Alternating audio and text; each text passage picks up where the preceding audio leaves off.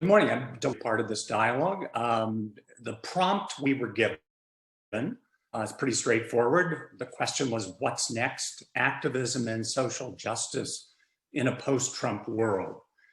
It's a great question, but I think it's also a flawed question. Who the hell says we're now living in a post-Trump world or will be anytime soon? Just because he's now left the White House doesn't mean we're done with him, unfortunately. And whether or not he's still with us powerfully shapes my sense of what we can expect going forward in terms of both activism on the one hand and social justice on the other. In both cases, everything depends for me on whether or not Trump is effectively barred from seeking future office. So let me talk a little bit about activism and social justice in relationship to that issue, whether or not he's barred from future office. If Trump is not barred, I think he's going to remain a very live, toxic force in American politics. You already know he has a rabid army kind of at his disposal. And even though he's lost a bit of support because of sort of the reaction to the January 6th riots, it's still clear he commands the loyalty of, who knows, a quarter, a third of the US public, which is a lot, obviously. He's also amassed a huge war chest by fundraising since the election to overturn the fraudulent election or stolen election. The last estimate I saw was that he had at least $500 million pretty much at his exclusive disposal. So I think we could expect, if he hasn't been barred from future office, that very quickly he would effectively start running to reclaim the White House in 2024. He would also, I think, gear up, he and his allies would gear up to try to unseat establishment Republicans in 2022 who he felt had not been sufficiently loyal to him. So you could expect a lot of conflict within the Republican ranks pointing towards the 2022 midterm elections. If he is barred from future office, there will be those who will try to appropriate his army. I have no doubt about that. Ted Cruz, Hawley, maybe even Don Jr.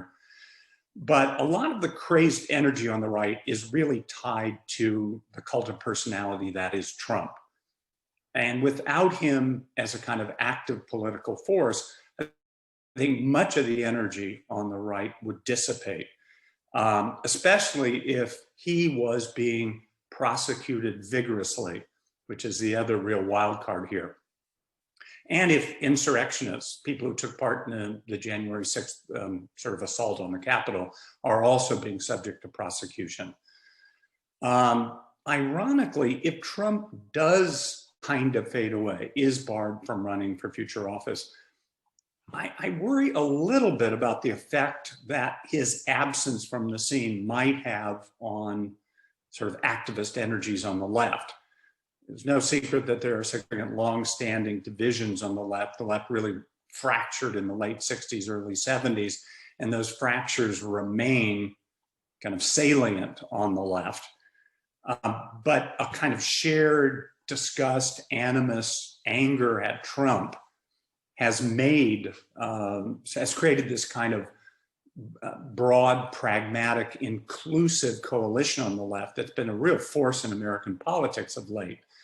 The George Floyd protests are maybe the best example, but there was also a lot of inclusive, pragmatic mobilization around the November election. And I worry that if Trump, again, fades, some of what has united the left, again, might dissipate. And we might see kind of those divisions resurfacing on the left. I mean, this is really no different than what we've seen historically in many countries where a highly unpopular leader unites an opposition movement. And then when that leader is removed, the movement kind of falls apart, whether that's Marcos in the Philippines in the 70s, Milosevic in former Yugoslavia later on. And so I worry a little bit about the impact on the left should Trump ironically fade away. Let me turn my attention to sort of what I see in terms of social justice legislation going forward, or social justice gains going forward.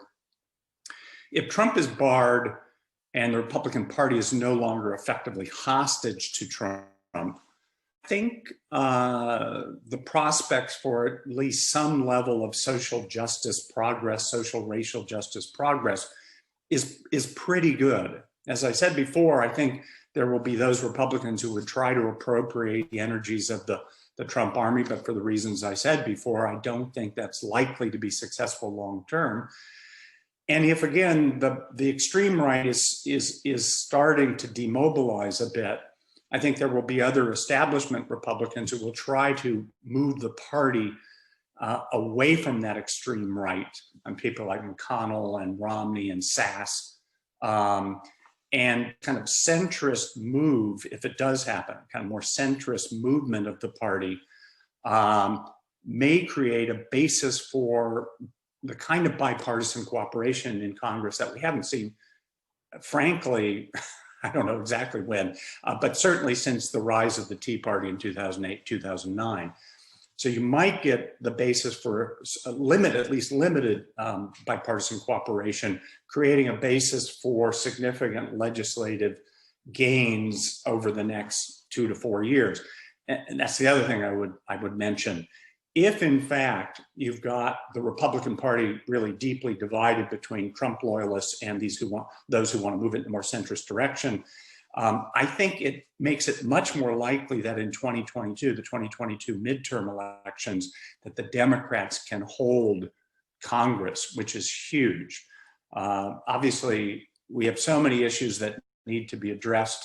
And if Biden and Harris only have 2 years to do that and limited majorities in both houses, it's not clear how much progress they're going to be able to make. So it's critical that the Democrats hold Congress in 2022 and hopefully the White House in 2024. If the Republicans were united, I wouldn't be optimistic about either of those things happening.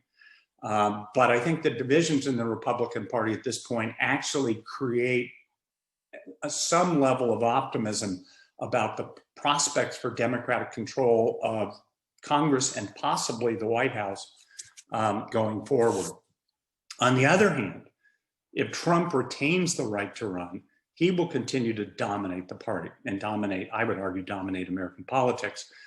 He would continue to oblige moderates in the party or establishment Republicans to fear the Trump base should they cross him. And that, I think, would make for that much more obstruction in the Senate, in Congress in general. McConnell's a master at this. And even if he doesn't control the Senate anymore, he can make things extraordinarily difficult for Biden-Harris. And I think he would if Trump remains the dominant force in the party. In short, we really will need to be living in a post-Trump world if we hope to make significant gains in addressing the myriad racial justice issues that confront us. Let us hope. Thank you.